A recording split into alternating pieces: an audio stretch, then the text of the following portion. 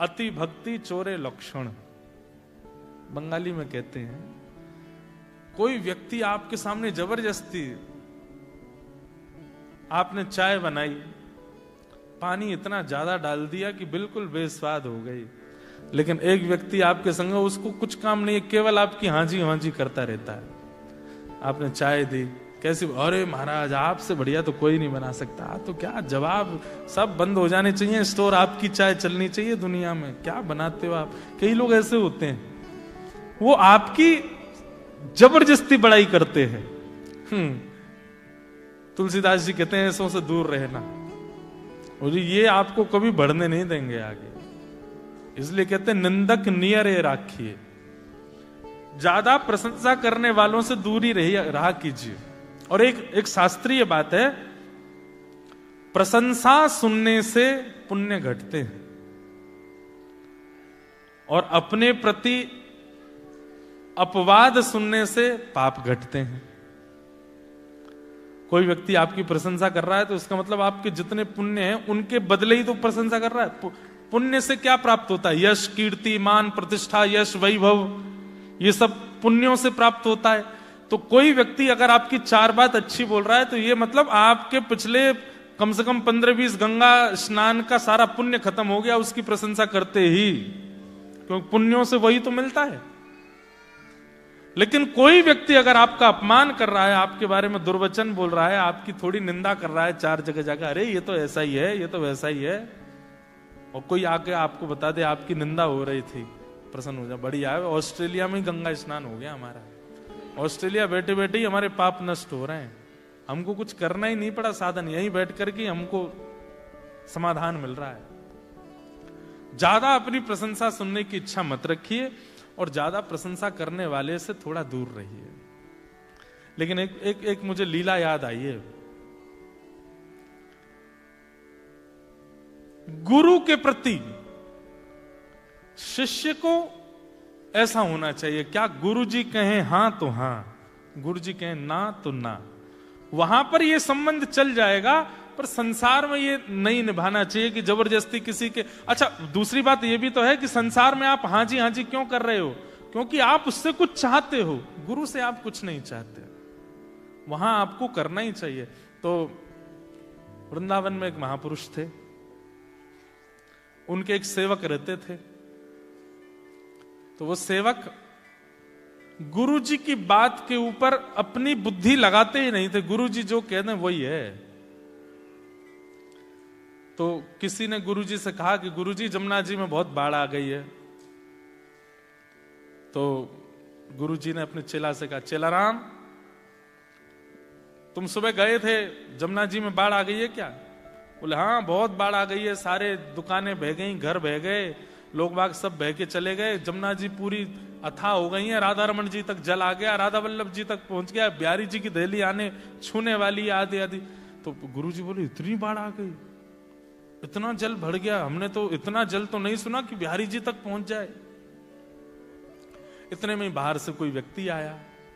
तो गुरु जी बोले क्यों भाई, जमुना जी में बहुत बाढ़ आ गई है? बोले नहीं, वहां तो धूल उड़ रही है वहां तो गुरु जी ने चेला को बोला, ए तुम कह रहे थे कि जमुना जी में बाढ़, ये तो कह रहे हैं कि वहां धूल उड़ रही है।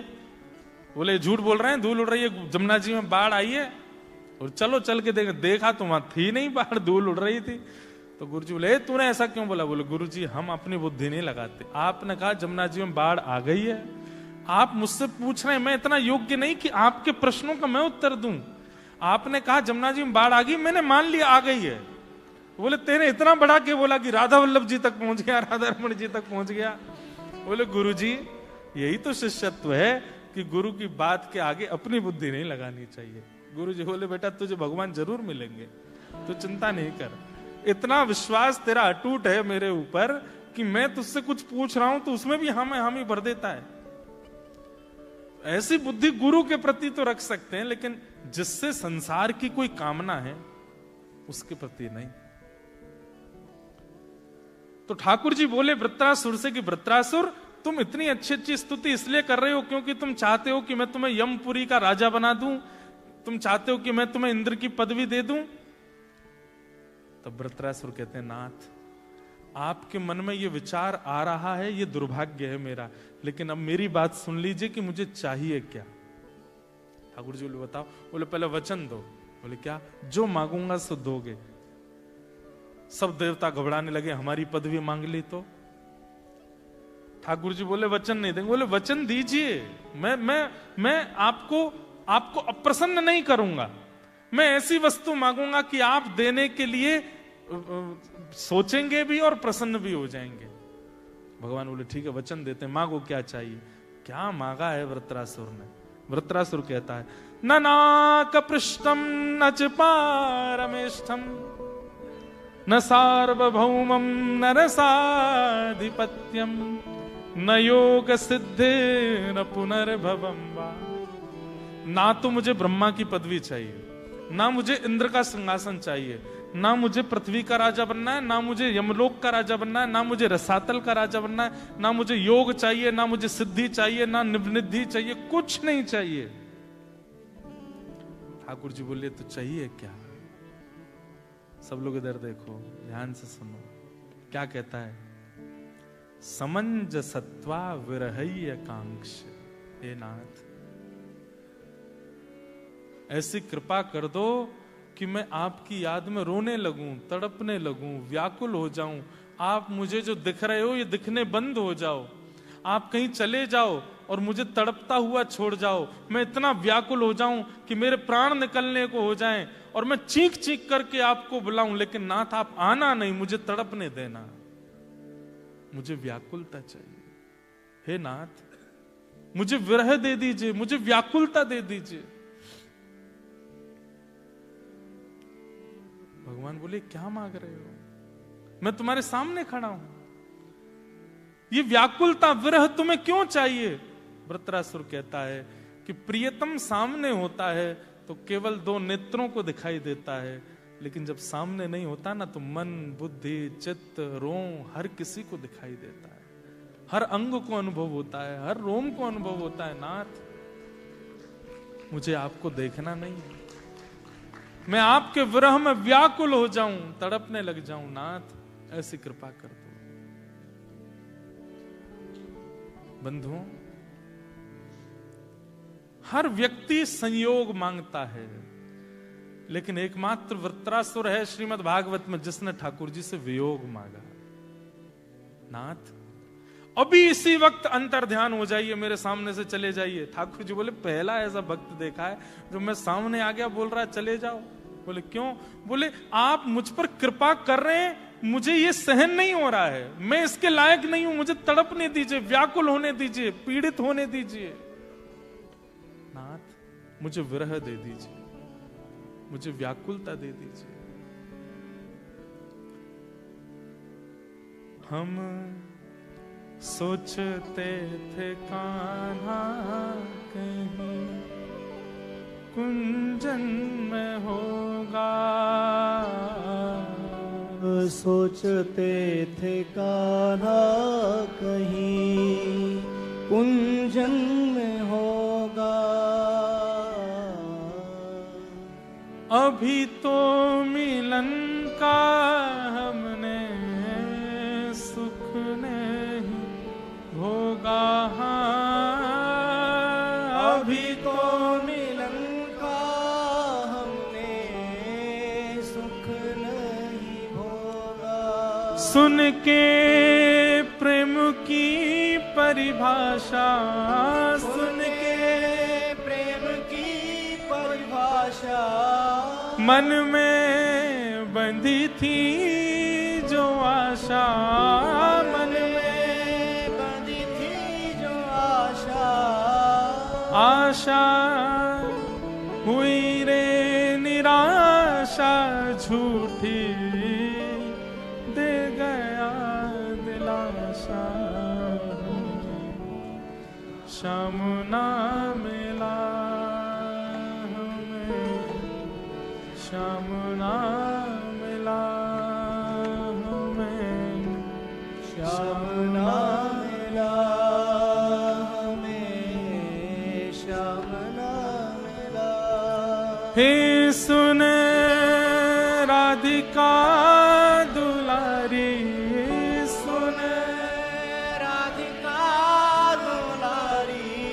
तेरे द्वार का भिखारी, तेरे द्वार का भिखारी, तेरे श्याम का पुजारी, एक पीड़ा है हमारी, हमें श्याम ना मिला, हमें श्याम ना मिला, हमें श्याम ना मिला, हमें श्याम ना मिला।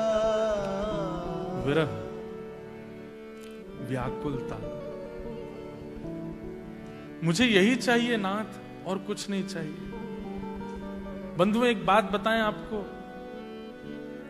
जब व्यक्ति ठाकुर जी के प्रेम में रुदन करता है ना, उतना ही उसका चित्त पवित्र होता चला जाता है। जब उसके चित्त में व्याकुलता ठाकुर जी के प्रति होती है, उतना ही पवित्र हृदय वो व्यक्ति हो जाता है। क्षमा कीजिएगा, भगवत विरह जिसके चित्त में नहीं है, भगवत व्याकुलता जिसके चित्त में नहीं है, खूब भजन करता है, खूब साधन करता है, नित्य तिलक धारण करता है, नित्य माला करता है, लेकिन कहीं ना कहीं उसकी वाणी में, उसके शब्दों में पवित्रता नहीं होगी, क्योंकि व्याकुलता चित्त में नहीं है, विरह चित्त में नहीं है। विरह, ठाकुर जी जिससे अतिशय प्रेम करते हैं उसको विरह प्रदान करते हैं। और आज वृत्रासुर कहकर के बोल रहा है ठाकुर जी से कि नाथ, मुझसे दूर चले जाइए आप, मैं चाहता हूं कि आपको देखूं, आपको सुनूं, आपको पकड़ूं, आपके साथ रहूं, आपके चरण छूऊं, लेकिन इतना सामिप्य यदि मुझे मिल गया तो कहीं मैं प्रेम लक्षणा भक्ति से दूर ना हो जाऊं, इसलिए नाथ आप दूर चले जाओ और मुझे रोता बिलखता छोड़ दीजिए यहीं पर। अरे सूरदास, उनके पास नेत्र नहीं है,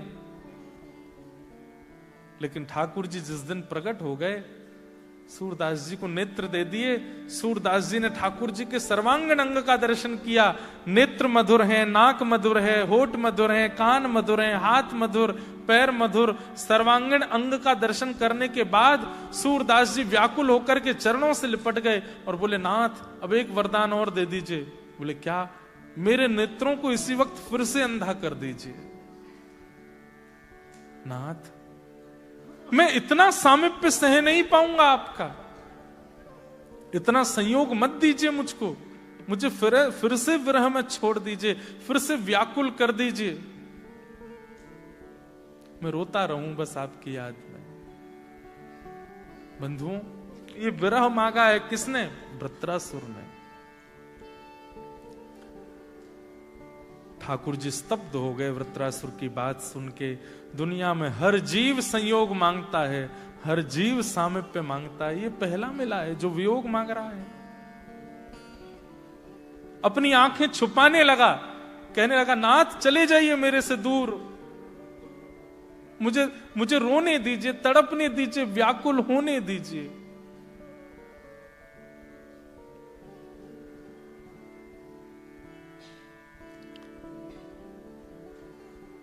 और केवल यही बात रुकी नहीं वृत्रासुर की। ठाकुर जी से कहता, आप जा रहे हैं? ठाकुर जी बोले, तू पीछे पड़ रहा है कि चले जाओ दूर, तुझे व्याकुलता चाहिए। हाँ चले जाइए, लेकिन जाते जाते सुन के जाइए कि मुझे व्याकुलता कैसी चाहिए, मुझे विरह भी कैसा चाहिए। सामान्य विरह मत दीजिएगा मुझको, मुझे विरह कैसा चाहिए वो भी सुनते जाइए। ठाकुर जी बोले, बोलो। वृत्रासुर कहता है कि अजात पक्ष इव मातरं खग स्तन्यं यथा वत्सतरात् सुधार्थ प्रियं प्रियैव विषितं विषन्ना मनोरविंदाक्ष दीक्षते त्वाम्। वृत्रासुर कह रहा है, नाथ चले जाइए, दूर चले जाइए मुझसे, मेरे नेत्र बहुत तड़प रहे हैं आपको देखने के लिए, पर आप दिख रहे हो, इनको दिखिए मत, तड़पने दीजिए, आप चले जाओ मुझसे दूर, और जाते जाते सुनते जाइए मुझे विरह कैसा चाहिए।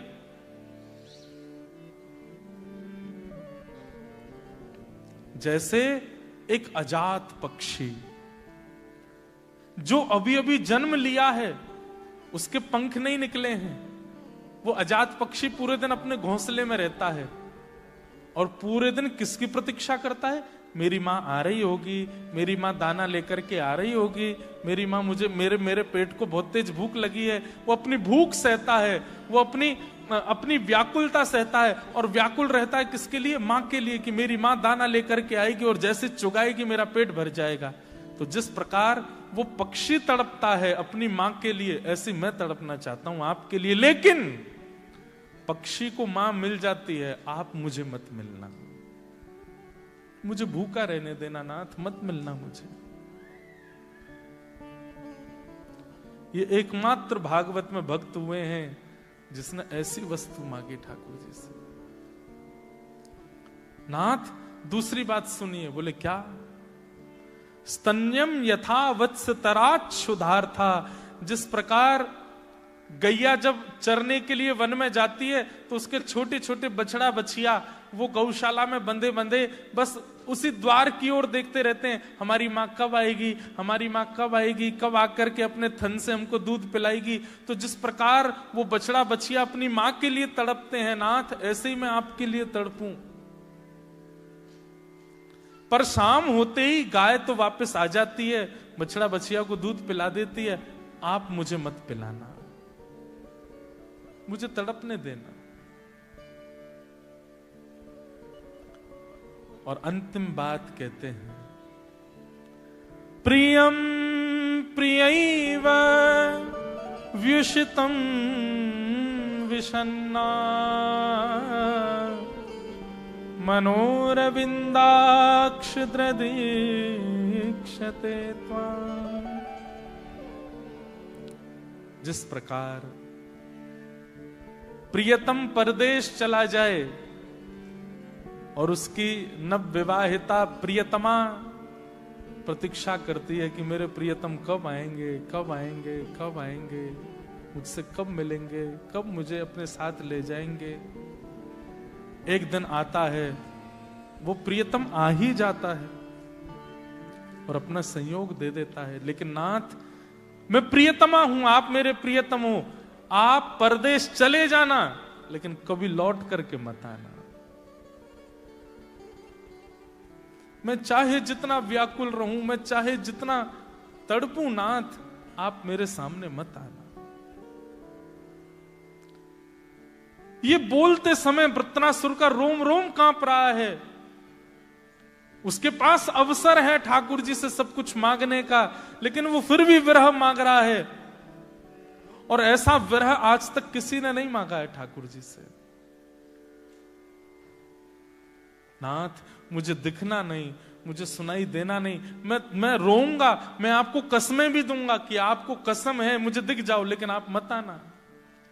आपको सुनने की इच्छा मेरे चित्त में जगेगी पर आप मत आना। तड़पने देना, एक व्याकुलता होने देना मेरे चित्त में नाथ, मेरी ऐसी आपसे प्रार्थना है। ऐसा आज तक किसी भक्त ने नहीं मांगा है।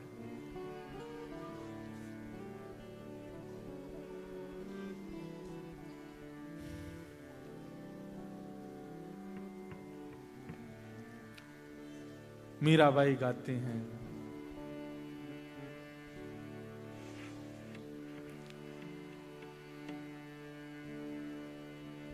हे हरि जो जानो सुध लीजो, हे हरि जो जानो सोई लीजे, हे हरि जो जानो सुध लीजो, हे हरि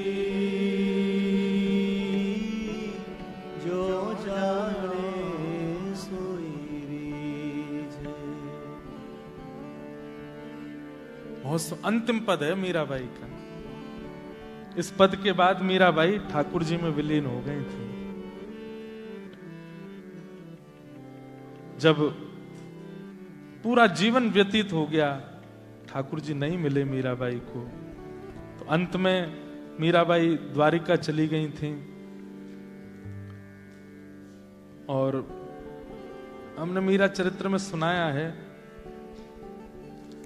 मीराबाई को वापस ले जाने के लिए सब मेड़ता के लोग आ गए थे। और उस समय मीराबाई असमंजस में पड़ जाती हैं, ठाकुर जी से कहती हैं, हे हरि जो जानो सुध लीजो, हे हरि जो जानो सोई लीजो। मीरा के प्रभु गिरधर नागर, मीरा के प्रभु गिरधर नागर, मीरा के प्रभु गिरधर नागर, मीरा के प्रभु गिरधर नागर, मिल बिछुरन मत दीजो, मिल बिछुरन मत दीजो, हे हरि जो जानो सुध लीजो, हे हरि जो जानो सोई लीजो। ये अंतिम शब्द है मीराबाई का, मीरा के प्रभु गिरधर नागर मिल बिछुरन मत दीजो। मीराबाई कहती है, मैंने आज तक सब सहा आपने जो जो मेरे साथ किया। जबरदस्ती घर के लोगों ने मेरा विवाह कराया, मैंने विवाह सहा। विवाह होने के कुछ दिन बाद ही मेरे पति की मृत्यु हो गई, मैंने वो भी सहा। पति के चले जाने के बाद अपने ससुराल के पक्ष की खूब पीड़ा सहन करी। ससुराल छोड़ करके मायके आ गई, मायके से वृंदावन आ गई, सब जगह ताने सहे, ना जाने लोगों ने क्या क्या कहा, सब सहा नाथ। विरह की चरम स्थिति को पार हो गई हूं मैंने कभी जिद नहीं की कि आप मुझे मिलो। मुझे तो यही लगता था कि इतना विरह मेरे अंदर इसलिए है ताकि इस समय और पवित्र हो जाऊं, पर नाथ अब अति हो गई है। विरह अतीत को पार कर चुका है, अब आंसू सूख गए मेरे नेत्रों के, अब आपकी याद में आंसू नहीं आते हैं। अब कृपा करो, मिल बिछुड़न मत दीजो। ये शब्द जैसे ही कहा, देखते ही देखते शंख चक्र गदा पद्मधारी श्री ठाकुर जी सहरा पहन करके आए, दुल्हा बन करके आए। क्योंकि मीराबाई सदैव ठाकुर जी को दुल्हा रूप में ही देखती थी। दुल्हा रूप में ठाकुर जी आए और मीराबाई को अपने में विराजमान करके, आलिंगन करके, अपने श्री अंग में विराजमान करके श्री ठाकुर जी द्वारिकाधीश में विराजमान, द्वारिकापुरी में विराजमान हो गए। पुजारी दौड़े, कहते हैं कि पुजारियों को दिख रहा था कि मीराबाई विलीन हो रही है ठाकुर जी में। पुजारियों ने दौड़ करके मीराबाई की साड़ी का एक छोड़ पकड़ भी लिया था। आज तक कहते हैं कि बेट द्वारिका के द्वारिकाधीश के हृदय में वो छोड़ आज तक थोड़ा सा निकला हुआ है। मीराबाई ठाकुर जी में विलीन हो गए। बंधुओं, अंत में यही कहेंगे कि जब से भगवत प्राप्ति संभव है, तब से भगवत प्राप्ति संभव है, नियम से भगवत प्राप्ति संभव है, पर विरह से भगवत प्राप्ति निश्चित है, निश्चित है। पर कोई विरह सहे तो, किसी के चित्त में वो विरह आए तो। इसलिए हमने ये बात कही कि आप ऑस्ट्रेलिया वासी सौभाग्यशाली हैं। सौभाग्य इसलिए है क्योंकि आप धाम से दूर हो, आपको सहज विरह हो सकता है। और यही विरह की कामना यहां वृत्रासुर कर रहे हैं ठाकुर जी से। एक वत्स की तरह विरह हो, एक पक्षी की तरह विरह हो और एक प्रियतमा की तरह विरह हो ठाकुर जी का। समंजसत्वा विरहय कांक्षे। किसको विरह नहीं हुआ? एक भक्त का नाम आप नहीं बता सकते जो भगवान का परम भक्त हो और उसके जीवन में कोई विरह ना आया हो, उसके चित्त में कोई विरह भावना ना दी हो। मैं कहता हूं कथा में कि आप हर साल वृंदावन जाते थे, लेकिन ऐसी कोई परिस्थिति आ गई कि 3-4 साल से लगातार वृंदावन नहीं जा पा रहे हो, तो आपके चित्त में ये भावना आने लगती है हमसे कोई अपराध हो गया, हमसे कोई दुर्भाव हो गया, ठाकुर जी हमको वृंदावन क्यों नहीं बुला रहे हैं। वास्तविकता यह है ठाकुर जी कुछ समय के लिए अभाव देकर के विरह दे रहे हैं। अब हमारी स्थिति देखो, जन्मे वृंदावन में, पले वृंदावन में, बड़े हुए वृंदावन में, नित्य वृंदावन का यश गाते रहते हैं, दुनिया में कथा करते हैं, पर महीनों महीनों वृंदावन नहीं जा पाते, महीनों महीनों तक ठाकुर जी का दर्शन नहीं कर पाते। कभी कभी मन में भाव आता है कि ठाकुर जी आपने कथा के लिए चुना तो, लेकिन वृंदावन से इतनी दूरी क्यों बनवा दी। लेकिन तब वृत्रासुर की बात पढ़ करके स्थिति लगती है कि लाला विरह होएगो तभी मेरो प्रेम गा पाएगो, विरह नहीं होगो, संयोग रहेगो तो प्रेम कैसे गाएगो। अति सामीप्य में दोष होने लग जाता है, इसलिए वृत्रासुर ने विरह की कामना की। कि अजात पक्ष मातरम खग स्तन्यम यथा वत्सतरा क्षुधार्था प्रियम प्रियैव व्युषितं विषन्ना मनोरविन्दाक्षद्रदीक्षते त्वाम्। विरह। प्रभु श्री राम ने राम कथा में एक ऐसा व्यक्ति है, एक ऐसा पात्र है जिसका नाम सब जानते हैं लेकिन जिसकी चरित्र को कोई नहीं जानता। राम जी को सब जानते हैं, भरत जी को सब जानते हैं, लक्ष्मण जी के भी भाव सब जानते हैं, पर शत्रुघ्न जी उनके भाव को सब नहीं पहचानते। हमारे दक्षिण भारत के एक महापुरुष हुए, उन्होंने वाल्मीकि रामायण पर टीका लिखी। टीका का मतलब क्या होता है? एक विषय पर अपने विचार, और वो विचार संभवतः सत्य ही होते हैं, वो लीला घटी होगी पर कोई वर्णन नहीं कर पाया। बहुत ध्यान से सुनिएगा। तो दक्षिण भारत के एक महापुरुष ने उस पर टीका लिखी और टीका में यह वर्णन किया कि राम जी की भक्ति कैसी है? सामान्य। भरत जी की भक्ति कैसी है? विशेष। लक्ष्मण जी की भक्ति कैसी है? बोले विशेषतर। और शत्रुघ्न जी की भक्ति कैसी है? बोले विशेषतम। यहां पर उन्होंने अपनी टीका में ऐसी बात लिखी जिसको पढ़ करके सब विद्वानों के कान खड़े हो गए। बोले भाई, ऐसे कैरेक्टर का उजागर किया है रामचरितमानस के जिसको किसी ने देखा ही नहीं। शत्रुघ्न जी महाराज, आपने भी बस नाम ही सुना है, उनके बारे में ज्यादा देखा नहीं होगा। ना रामलीलाओं में दिखाया जाता, ना रामायण में दिखाया जाता, ना किसी चरित्र में इतना वर्णन किया जाता। पर देखो उनके साथ क्या हुआ। राम जी जब वन जाने के लिए तैयार हुए तो लक्ष्मण जी को सबसे पहले राम जी ने जाकर के कहा कि हम वन जा रहे हैं और हमारे पीछे से, अब देखो भरत और शत्रुघ्न ये दोनों नानी के घर गए हैं। सब लोग ध्यान से सुनना, ये तो नानी के घर गए हैं। तो बच्चे तुम माता पिता और पूरी अयोध्या का ध्यान रखना, पिताजी की आज्ञा है, मैं वन में जा रहा हूं। लक्ष्मण जी महाराज बोलते हैं मैं कुछ कह सकता हूं? राम जी बोले अब मेरी आज्ञा हो गई, अब तुम कुछ नहीं कह सकते। तुमको माता पिता और पूरी प्रजा का ध्यान रखना है, अयोध्या का ध्यान रखना है। और बड़े भैया की आज्ञा है, और एक प्रकार से मैं बड़ा पुत्र हूं दशरथ जी का, तो मैं राजकुमार हूं, राजकुमार की आज्ञा है, राजकुमार की आज्ञा राजा के समान होती है, तुमको माननी पड़ेगी, भाई के नाते भी प्रजा के नाते भी, मेरी आज्ञा का उल्लंघन नहीं कर सकते तुम।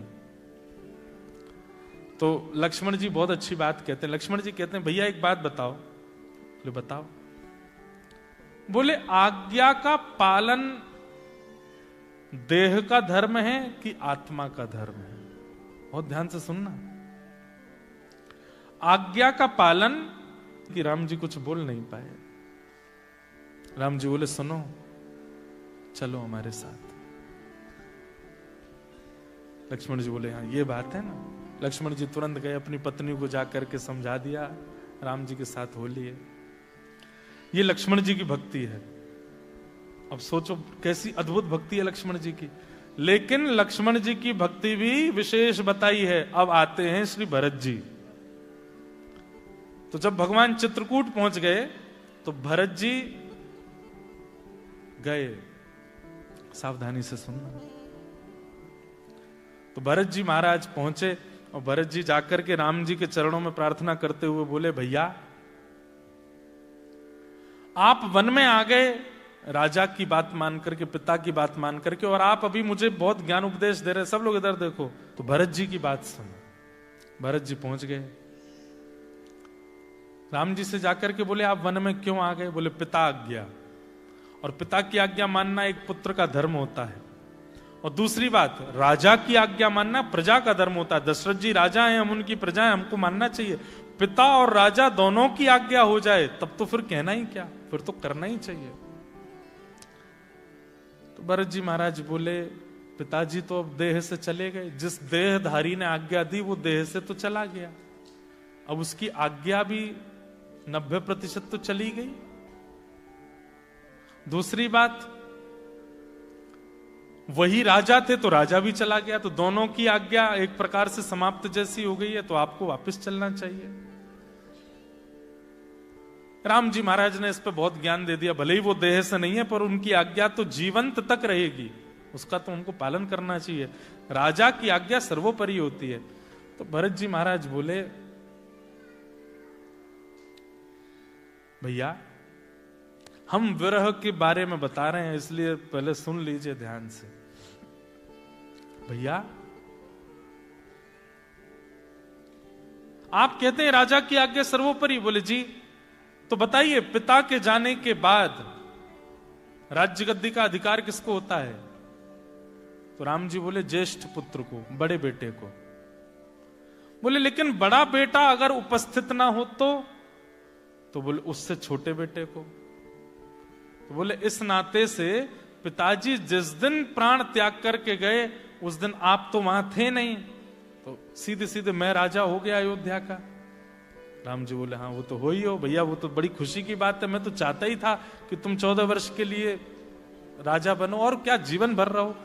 तो बोले ठीक है, तो आप ये मानते हैं कि मैं अयोध्या का राजा हूं इस वक्त? बोले हाँ, तो मेरी आज्ञा है वापस चलो, मैं राजा हूं।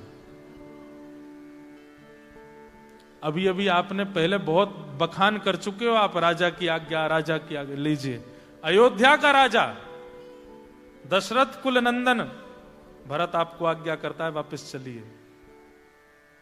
राम जी घबरा गए, अब क्या बोले, पहले ही आज्ञा पर इतना प्रवचन कर चुके थे, अब तो कुछ बोल नहीं सकते।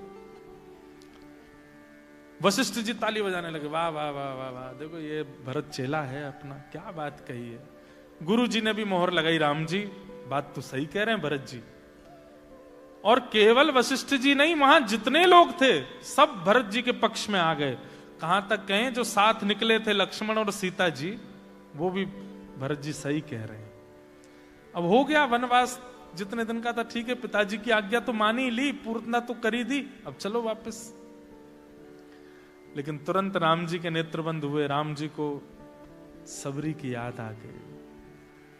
बोले वो कब से प्रतीक्षा कर रही है, मैं वापस चला जाऊंगा भरत तो सुखी हो जाएगा, अयोध्या के लोग तो सुखी हो जाएंगे, पर सबरी उसको सुख कैसे मिलेगा? फिर स्मृति आई जटायु की, उसका मुझे संस्कार करना है, वो कैसे संभव होगा? फिर स्मृति आई हनुमान जी की, उनको मिलना है, वो सुख कैसे होगा? फिर स्मृति आई लंका में बैठे हुए प्रतीक्षा कर रहे रावण के छोटे भ्राता विभीषण की, सब वानरों की, सुग्रीव की, बाली की, सब का स्मरण राम जी के चित्त में तो पूरी लीला थी ना। राम जी बोले अब क्या होगा? तो वो जो व्याकुलता, जो दुखित मुख था ना, वो राम जी का दिख रहा था।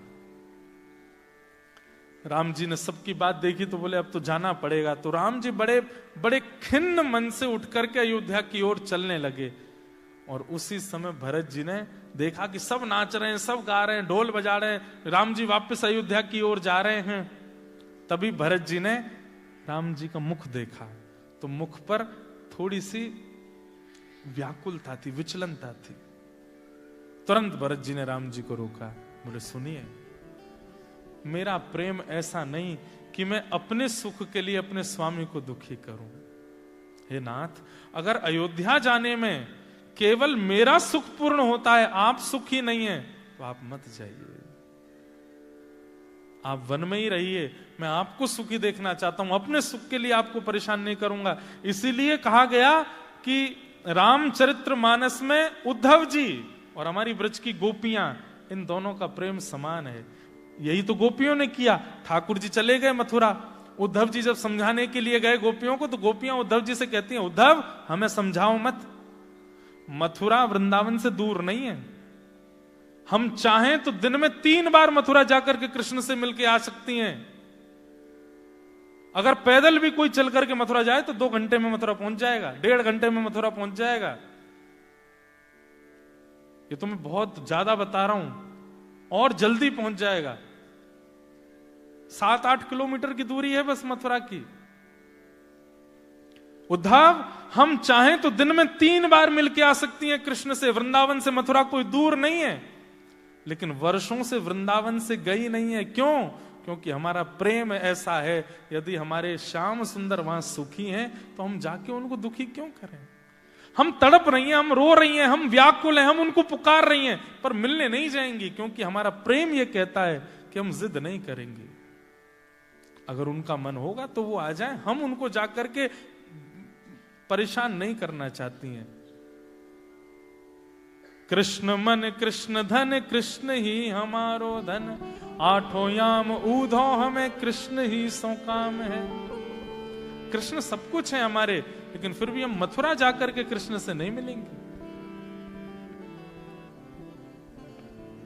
इसे कहते हैं प्रेम। यही भरत जी का है।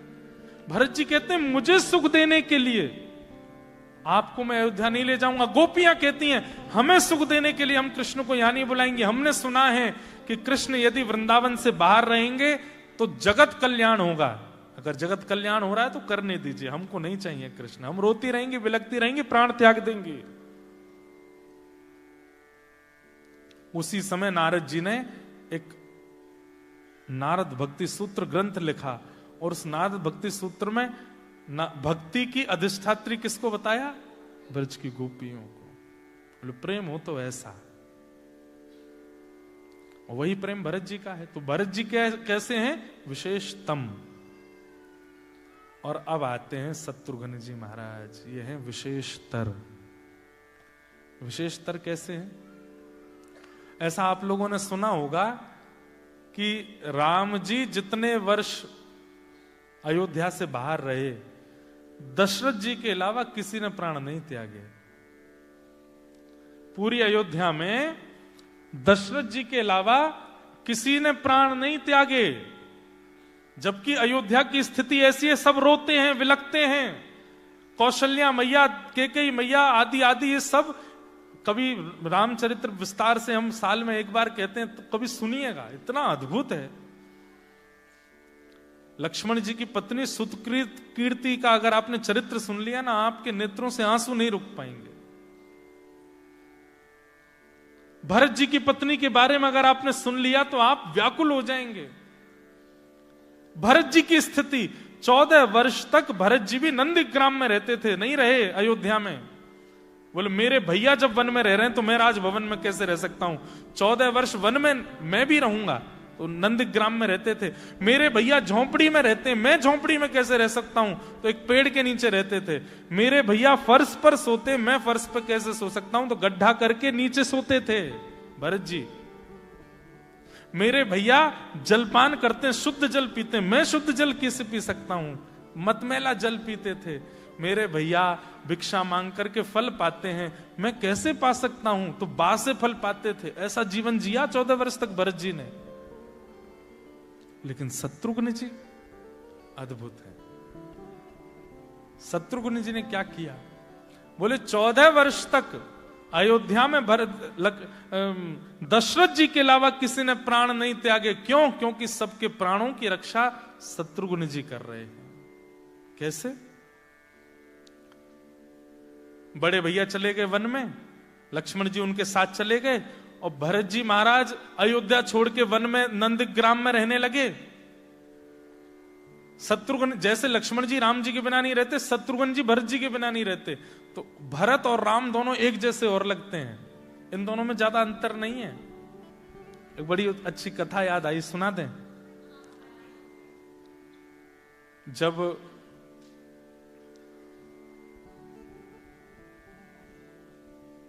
गुरुदेव आए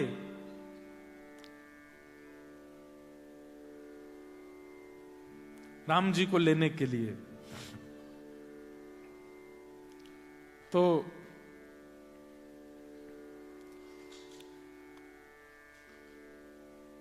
दशरथ जी महाराज से कहा कि हमारे यज्ञ में बहुत विघ्न होता है, आप कृपा करके अपने पुत्र राम को हमारे साथ भेज दो ताकि हमारे यज्ञ की रक्षा हो सके। तो दशरथ जी बड़े व्याकुल हो गए। बोले मैं राम को कैसे दे सकता हूं, राम जी को नहीं दूंगा। तो बड़े रोने लगे। तो भीतर जाके बोले मैं पत्नियों से बात करके आता हूं। तीनों पत्नियों को बुलाया, वशिष्ठ जी भी आए। बोले देखो ये बिना राम को लिए जाएंगे नहीं यहां से। तो दशरथ जी बोले देखो मुझे चारों बालक प्रिय हैं, लेकिन राम में मेरे प्राण बसते, मैं राम को नहीं दे सकता। तो वशिष्ठ जी ने एक युक्ति बताई। बोले काम करो। बोले क्या? बोले भरत बिल्कुल राम जैसा दिखता है, और ये मुनिनाथ जो आए हैं इनको पता नहीं है कि राम और भरत दिखते के, इनको बस ये पता है कि दोनों सांवले हैं, अभी तक इन्होंने बालकों का दर्शन किया नहीं है। तुम एक काम करो, भरत को ले जाओ, भरत को दे दो। इनको यही तो पता है कि वो सांवला है, सुंदर है, कटाक्ष नेत्र है, और भरत राम तो एक जैसे ही लगते हैं। तो दशरथ जी बड़े प्रसन्न हो गए। बोले देखो भरत भी मुझे प्यारा है, पर राम को तो मैं आंखों के दूर कर नहीं सकता, भरत को दे आऊंगा। तो भरत जी की उंगली पकड़ करके ले गए और कहा कि मुनिनाथ आप कह रहे थे राम जी को दे दो मेरी यज्ञ की रक्षा, लीजिए राम। और जैसे भरत जी आए तो देख करके वो तो चकित रह गए। बोले ये तो बिल्कुल वैसा ही है जैसा मैंने सुना, कमल जैसे नेत्र, श्याम वर्ण, गुलाबी गुलाबी गाल, घुंघराले केश, बिल्कुल एक जैसे हैं। और पीछे तीनों भैया खड़े हैं, लक्ष्मण जी, राम जी और शत्रुघ्न जी। और ये भरत जी को राम कह करके दे रहे हैं। बोले ये राम है, इसको ले जाओ। ले जाने लगे। थोड़ी दूर जाकर के उनके चित्त में आया पीछे तीन भाई खड़े थे, उनमें भी एक सांवला था, उसकी भी आंखें ऐसी थी, उसके भी नाक कान ऐसे ही थे। और थोड़ी देर पहले तो दशरथ जी इतने व्याकुल हो रहे थे राम जी को नहीं दूंगा, और थोड़ी देर बाद इतने हंसते खेलते आए, बेटे का हाथ पकड़ा दिया, मुझे कुछ दाल में काला लग रहा है। तो उन्होंने परीक्षा कैसे ली भरत जी की, सुनो। भरत जी से बोले भरत, बोले जी गुरुदेव, नहीं बोले राम, बोले जी गुरुदेव। हमारे आश्रम जाने के दो रास्ते हैं। बोले कैसे? बोले एक रास्ता तो सीधा जाता है, पर इस सीधे रास्ते में समय तो कम लगता है, लेकिन इस रास्ते में बड़े बड़े राक्षस हैं, बड़ी बड़ी राक्षसियां हैं, उनसे युद्ध करना पड़ेगा, उनको मारना पड़ेगा, तभी आश्रम पहुंचेंगे। और दूसरा रास्ता जो वो घूम के जाता, पर उसमें 5-6 दिन का समय लगेगा। बताओ हमें कौन से रास्ते से जाना चाहिए? तो भरत जी बोले गुरुदेव किसी राक्षस को क्यों मारना, वो भी तो बेचारे जीव हैं, वो भी तो बेचारे जीना चाहते हैं, उनको मार करके क्या लाभ होगा, 5 दिन का समय लगेगा, इधर से चल देते हैं। तुरंत गुरुदेव बोले तुम भरत हो ना? क्योंकि भरत संत हृदय है, वो किसी को नहीं मार सकते। तुरंत मुख से निकला, हाँ गुरुदेव। हाथ पकड़ करके लेकर के आए और आकर के दशरथ जी से कहा, तुमने भरत पकड़ा दिए मेरे हाथ, वो राम तो भीतर बैठे हैं। दशरथ जी बोले, गुरुदेव राम को मत ले जाइए ना। बोले नहीं, चाहिए तो मुझे राम ही। फिर बाद में ये बात हुई कि राम को दे दोगे तो ब्याह करा के लाएंगे। तो इस लोभ में राम जी को दिया, दे थोड़ी रहे थे, इतने प्रिय हैं। लेकिन शत्रुघ्न जी महाराज, शत्रुघ्न जी, उनका विरह कैसा। तो भरत जी के बिना शत्रुघ्न जी नहीं रहते, लेकिन भरत जी स्पष्ट बोल चुके थे शत्रुघ्न से, शत्रुघ्न 14 वर्ष तक अपना मुख मत दिखाना मुझको, जाओ अयोध्या में रहो। शत्रुघ्न जी महाराज मन में विचार करने लगे, बड़े भैया वन में चले गए, छोटे भैया साथ चले गए, और भरत जी भी वन में चले गए, अब मैं अकेला क्या करूं। बंधुओं, बिगड़ी हुई वस्तु के प्रति यह भावना रखना कि अब बिगड़ गई, अब क्या कर सकते हैं, यह श्रेष्ठ व्यक्ति का लक्षण नहीं है। पर बिगड़ी हुई वस्तु को भी संभालना, यह श्रेष्ठ व्यक्ति का लक्षण है। 14 वर्ष तक अयोध्या में किसी के प्राण नहीं गए, क्योंकि सबके प्राणों की रक्षा शत्रुघ्न जी कर रहे थे। पता कैसे? जैसे ही जाते भवन में, तो भवन में जाके देखे, एक कोने में कौशल्या मैया रो रही हैं, एक कोने में सुमित्रा मैया रो रही हैं, और कैकेयी तो समाधि में बैठ गई थी। जिस दिन से राम जी गए थे वन में, उनको ग्लानि हो गई थी कि मेरे वजह से ये सब हुआ। कौशल्या मैया के पास जाते, खुद रोते, और रोते हुए फिर भी ठीक हो जाते, और ठीक होकर के कहते, मैया, राम भैया के जाने से एक बात तो स्पष्ट हो गई। कौशल्या मैया बोली, क्या? बोले, सबका प्रेम राम जी से था, लक्ष्मण जी से था, भरत मुझसे कोई प्रेम नहीं करता। मैं आपके घर पर हूं, आपके सामने हूं, 3 दिन से भोजन नहीं किया, मुझे किसी ने नहीं पूछा कि मैं भोजन कर लूं। आज मेरे मन में ग्लानि हो रही है कि मैं राम क्यों नहीं हुआ, मैं भरत क्यों नहीं हुआ। मैं ये सुनते ही कौशल्या मैया का हृदय पसीज गया, दौड़ करके गई, कुछ बना करके लाई, तुरंत गोद में बैठाया शत्रुघ्न को, और शत्रुघ्न जी बिल्कुल वैसा ही करने लगे जैसे राम जी की आदत होती थी। एक पाते और थोड़ा सा पाके कहते, मां आप भी पालो। जब से राम जी गए, कौशल्या मैया ने कुछ पाया नहीं, लेकिन शत्रुघ्न जी इतने प्रेम से पवाने लगे कि कौशल्या मैया तुरंत पा लेती हैं। मां पा लिया, आप सोई नहीं हो ना, मेरी गोद में सर रख के सो जाओ। तो मैया कहती, नहीं नहीं शत्रुघ्न, नींद नहीं आती, राम चले गए, साथ में पिता भी चले गए, कैसे सो सकती हूं। शत्रुघ्न जी बोले, अच्छा, अगर राम जी ने कहा होता मेरी गोद में सर रख के आप तुरंत सो जाती, पर मैं राम नहीं हूं ना। ये सुनते को, अरे नहीं शत्रुघ्न, बैठो मैं सोती हूं। तुरंत शत्रुघ्न जी मैया को लिटा लेते हैं, स्वयं रोते हैं, लेकिन अपने आंसू पहुंच करके मां को संभालते हैं, मेरी मां ठीक रहे। फिर सुमित्रा जी के पास जाते हैं, उनको संभालते हैं, कैकेयी मैया के पास जाते हैं, उनको संभालते हैं। स्वयं दुखी हैं, स्वयं रो रहे हैं, पर सबको संभालते हैं। नगर में भ्रमण के लिए जाते हैं, कोई अपने द्वार के बाहर मंगल स्वरूप नहीं बनाता, दिए नहीं जलाता। तो शत्रुघ्न जी घर घर जाके कहते हैं, पहले तो घरों के बाहर रंगोली बनती थी, दिए जलते थे, आजकल क्यों नहीं होता। तो अयोध्या के लोग बोले, जिस मार्ग पर, जिस द्वार पर राम को नहीं आना है, उस मार्ग पर रंगोली बना करके क्या फायदा है, उस मार्ग पर दिए जला के क्या फायदा। शत्रुघ्न जी कहते, अच्छा 14 वर्ष में अपनी घर की दहली को साफ मत करना, इतना इसको मैला कर देना कि जब 14 वर्ष बाद राम जी आए तो देख करके घबरा जाए, देख करके उनके मन में आए, राम राम, ये अयोध्या कैसी हो गई, इससे अच्छी तो लंका है। अरे तुम ये तो विचार करते नहीं हो कि 14 वर्ष बाद राम जी आएंगे, उससे पहले हम ऐसे ऐसे आकृति बना करके तैयारी कर लें कि जब राम जी आवे तो ऐसी आकृति बनाएं कि एक एक द्वार पर खड़े होकर के राम जी 20-20, 25-25 मिनट तक केवल उन दृश्यों को ही देखते रहें। अरे चिंता क्यों करते हो, आ जाएंगे 14 वर्ष में। हर घर में जाते हैं, उनके घर में रंगोलियां बनवाते हैं, उनके घर में दीपक जलवाते हैं, उनके घर में बच्चों के उत्सव मनवाते हैं। एक जगह तो ऐसा वर्णन किया कि गायों ने चारा चरना बंद कर दिया, दूध देना बंद कर दिया। शत्रुघ्न जी गौशाला में जाके गायों से चर्चा कर रहे हैं, तुम चारा क्यों नहीं खाती हो, देखो तुम्हारे बच्चे पतले दुबले हो गए हैं, मरने वाले हैं।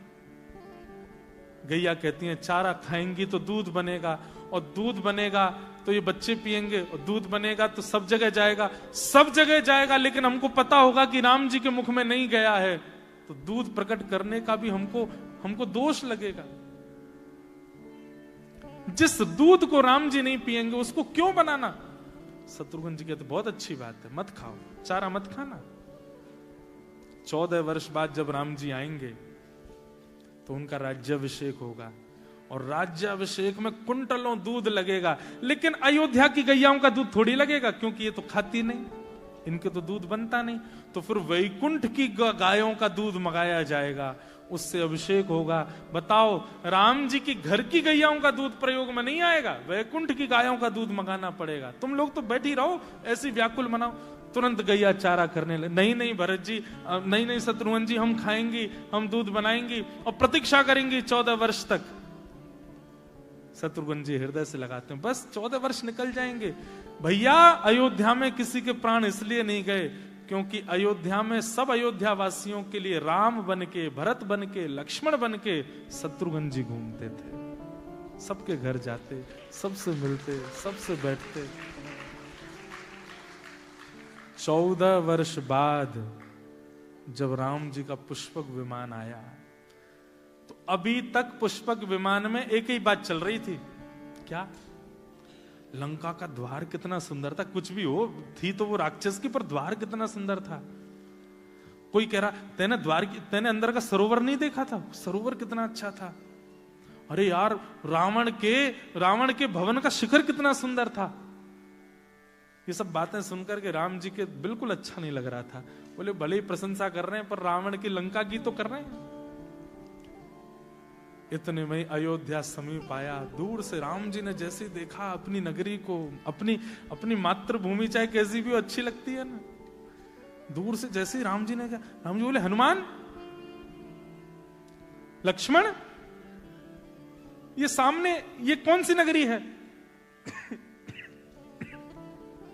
हनुमान जी बोले अरे देखने से तो पता चलता है ये सरजू जी जा रही हैं, और आकृति ये तो अपनी अयोध्या है। कहते हैं बोले लंका की सुंदरता भूल गए अयोध्या को देख के।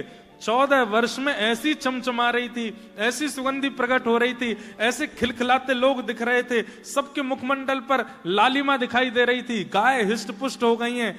राम जी के प्रकट होते ही गायों के थन से अपने आप दुग्ध की धार बहने लगी। सरजू जी का जल दुग्ध युक्त हो गया था।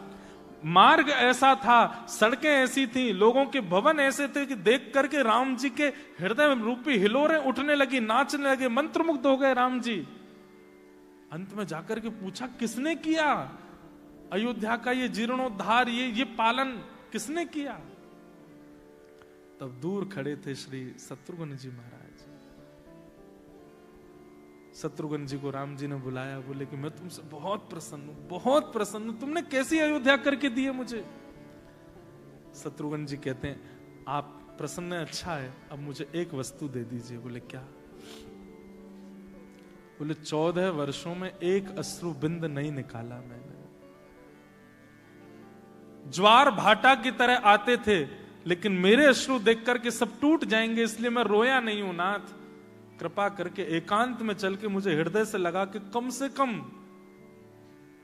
कम 14 मिनट तक रोने दीजिए, मैं हर एक वर्ष की पूर्ति करना चाहता हूं। और राम जी ने जैसे हृदय से लगाया, इतना रोए शत्रुघ्न जी। उस समय पता चला कि ये 14 वर्षों तक हंसते खिलखिलाते शत्रुघ्न जी में इतना विरह था, लेकिन इनके विरह से सब व्याकुल हो जाएंगे, इसलिए अपने विरह को रोक करके बैठे थे। और आज राम जी से हृदय लग करके इतने रोए कि राम जी के केश से लेकर के नख की धोती तक सब गीली हो गई। इतना रोए शत्रुघ्न जी महाराज। तब आचार्यों ने कहा, बोले शत्रुघ्न जी की भक्ति कैसी? बोले विशेषतर विरह को व्यक्त करना एक बात, विरह के कारण व्याकुल करना दूसरी बात, पर विरह होते हुए भी पता ना चलने देना ये विशेष बात है। ये शत्रुघ्न जी ने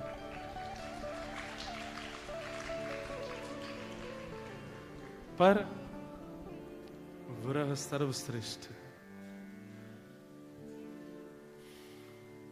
और वही मांग रहे हैं। विरह समंजसत्वा विरहैकांक्षे। जिसने विरह नहीं सहा है अपने भक्ति में, कहीं ना कहीं ये मान लीजिए कि ठाकुर जी ने उसको, जैसे घर में बनी तो बहुत सारी सब्जियां थी, पर अपने प्रिय के लिए बचा के रखी, तो जो पहले आ गए उनको केवल दाल ही दे दी, रोटी दे दी, यही खा लो।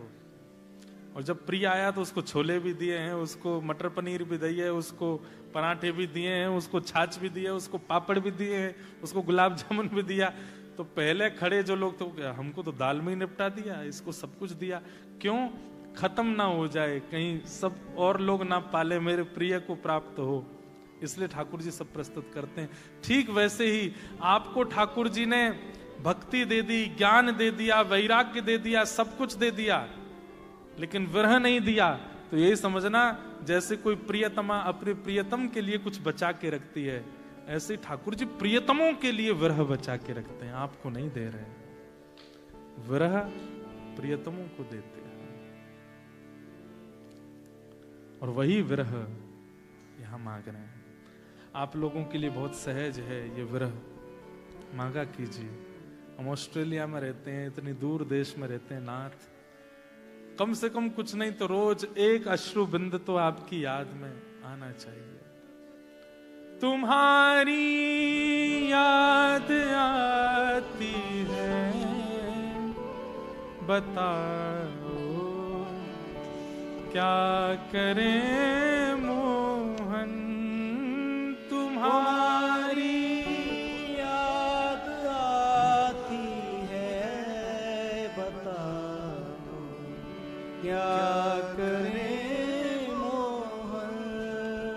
तुम्हारी याद आती है, बताओ क्या करें मोहन। तुम्हारी याद आती है, बताओ क्या करें मोहन।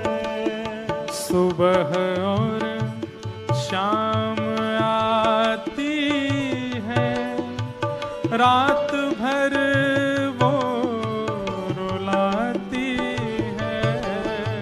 सुबह और शाम आती है, रात भर वो रुलाती है। चैन हमको नहीं आता, चैन हमको नहीं आता, चैन हमको नहीं आता, चैन हमको नहीं आता। बताओ क्या करें मोहन। चैन हमको नहीं आता, बताओ क्या करें मोहन। तुम्हारी याद आती है, बताओ क्या करें मोहन। तुम्हारी याद आती है, बताओ क्या करें मोहन। चलूं जब वो ना चलने दे, रुकूं जब